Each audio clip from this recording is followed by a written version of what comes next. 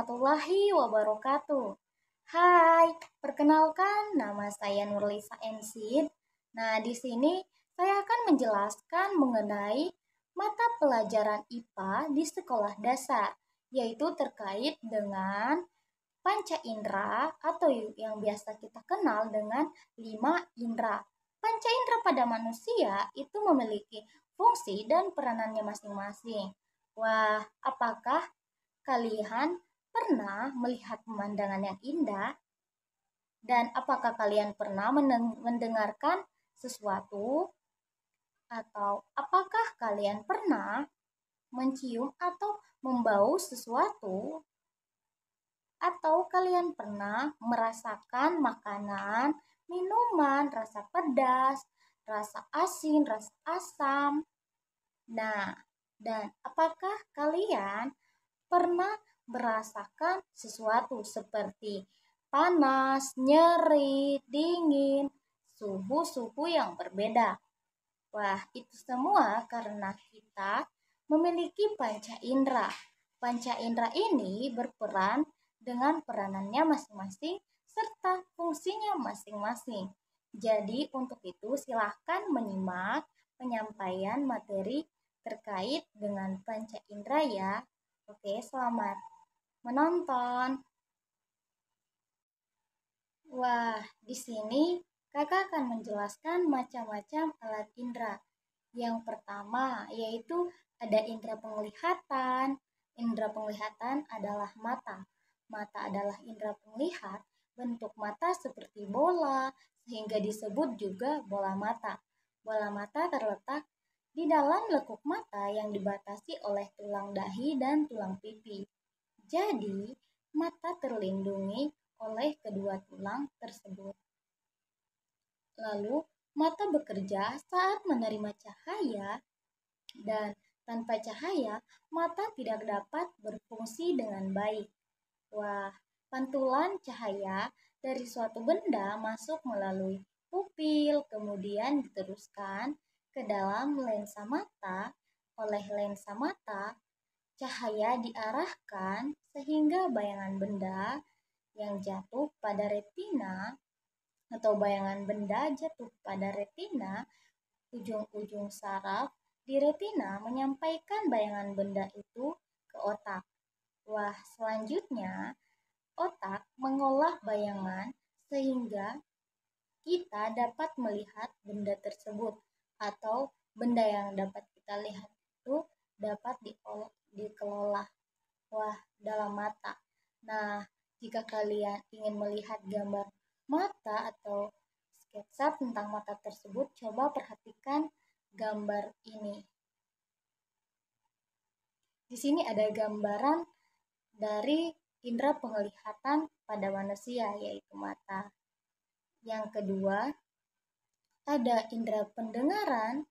Nah, telinga adalah salah satu panca indera yang berfungsi sebagai alat pendengaran. Wah, telinga sebagai reseptor getaran bunyi terdiri atas 3 bagian, yaitu telinga luar. Telinga luar terdiri dari daun telinga, lubang telinga, dan saluran telinga luar. Yang kedua ada telinga bagian tengah. Nah, ini terdiri dari selaput pendengaran atau gendang telinga, tulang-tulang pendengaran atau tulang martil, dan landasan sangkurdi, dan selanjutnya saluran eutachyt. Yang ketiga ada telinga bagian dalam, terdiri dari 3 saluran tengah, setengah lingkaran, rumah siput, dan saraf pendengaran.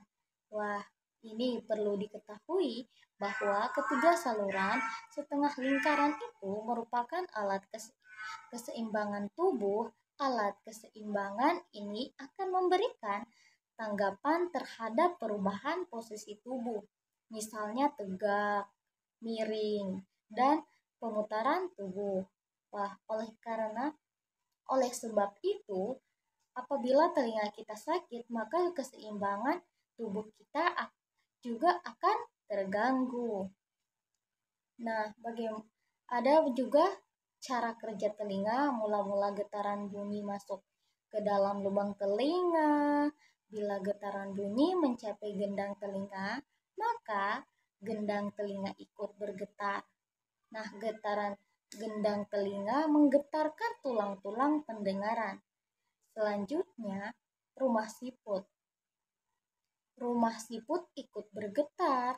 Demikian pula cairan limfa di dalam rumah atau di dalam rumah siput tersebut menjadi bergetar. Getaran cairan-cairan limfa merangsang ujung-ujung saraf.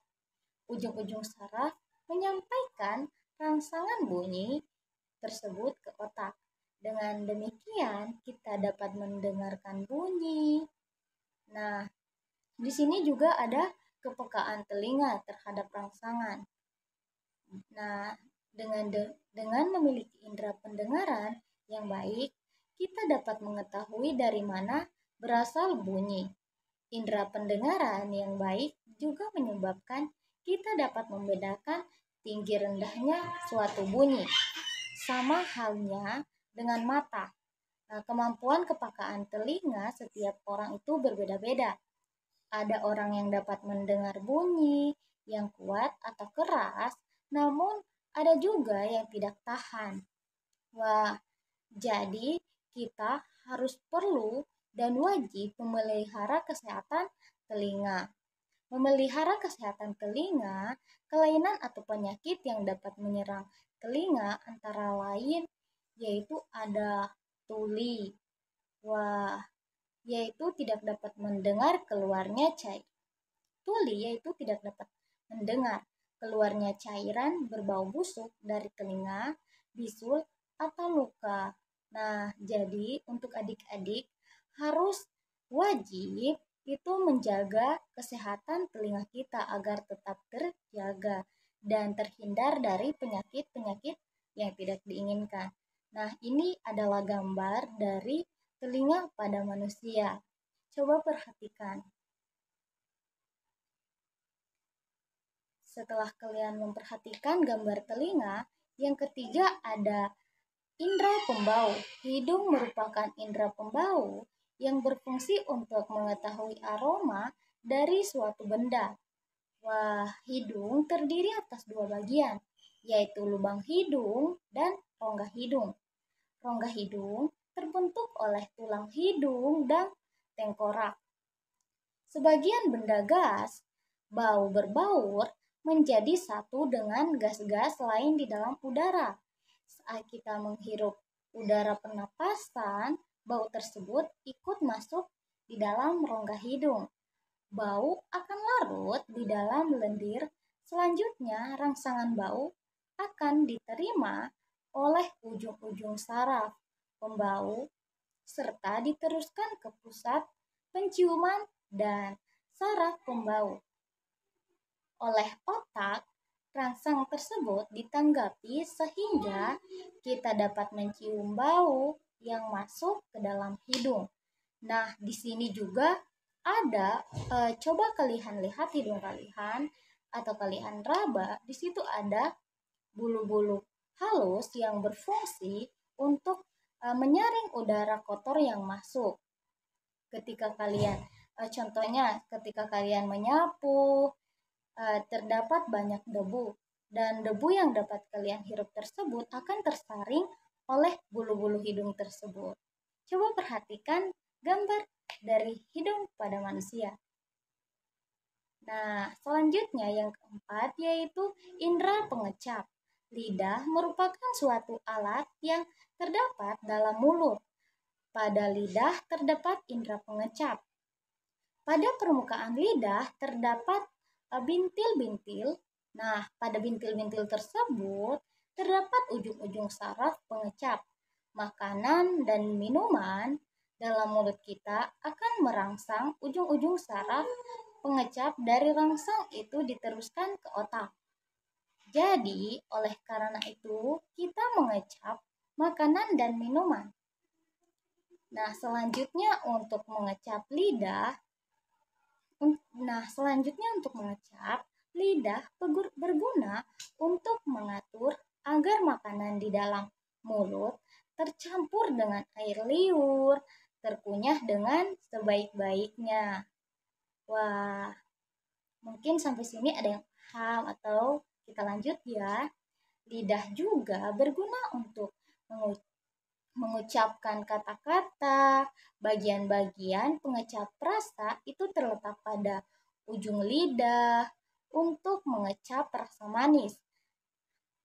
Tengah belakang lidah, pangkal lidah untuk mengecap rasa pahit, lidah belakang untuk mengecap rasa asam, tepi lidah untuk mengecap rasa manis. Nah, coba kalian perhatikan gambar lidah pada manusia ini. Coba kalian perhatikan gambar lidah. Wah, terdapat bintil-bintil ya. Oke. Dan selanjutnya yang kelima, yaitu ada indera apa? Ya, indera peraba. Wah, tubuh kita diselimuti oleh kulit. Nah, kulit berfungsi untuk melindungi bagian-bagian tubuh sebelah dalam kita dari pengaruh luar. Kulit kita juga berfungsi mengatur suhu tubuh dan sebagai indera peraba. Rangsang yang dapat diterima kulit berupa sentuhan panas, dingin, tekanan, dan juga nyeri.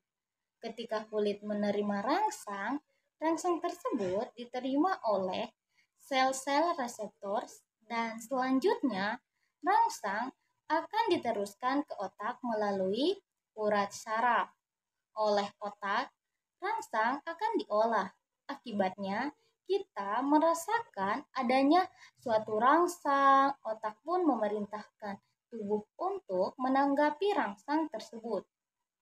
Nah, kulit merupakan alat indera peraba. Sebagai indera peraba, kulit berfungsi untuk menerima rangsang pada lapisan kulit. Pada lapisan kulit tersebar ujung-ujung saraf peraba.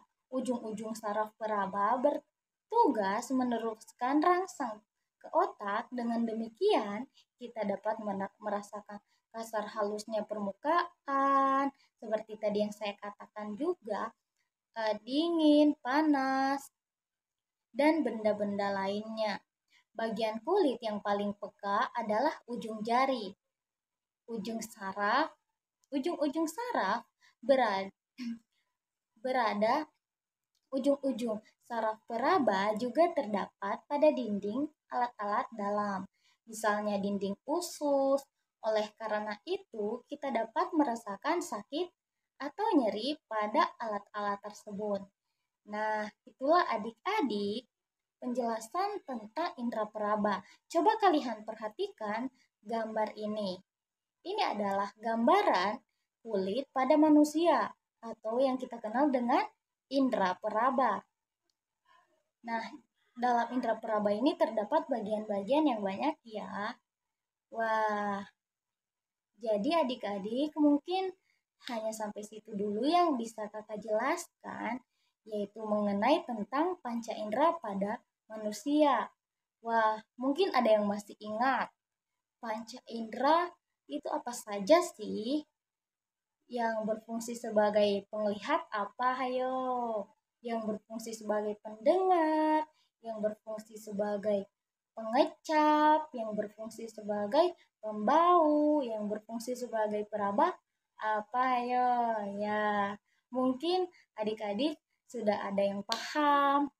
Wah, seru sekali ya, apalagi melihat gambaran-gambaran dari indera pada manusia tersebut. Kelima indera tersebut itu kita harus pelajari. Wah, dengan adanya gambar mungkin dapat membantu adik-adik untuk cepat memahami apa saja sih indera itu. Wah, terima kasih adik-adik karena bantuan kalian, dan yang telah menonton, terima kasih ya.